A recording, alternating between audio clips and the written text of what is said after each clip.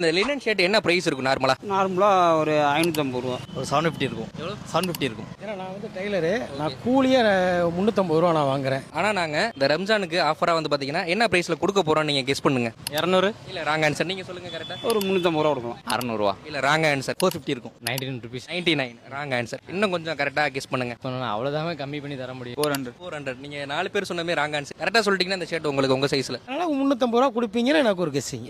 தப்பா சொல்லிட்டீங்க. நீங்க வீடியோல பாக்குற இந்த லினன் ஷர்ட்டை நாங்க வெறும் 10 பைசாக்கு கொடுக்க போறோம். அது எப்படி அப்படிங்கறத இந்த வீடியோவை ஃபுல்லா பார்த்து தெரிஞ்சுக்கங்க.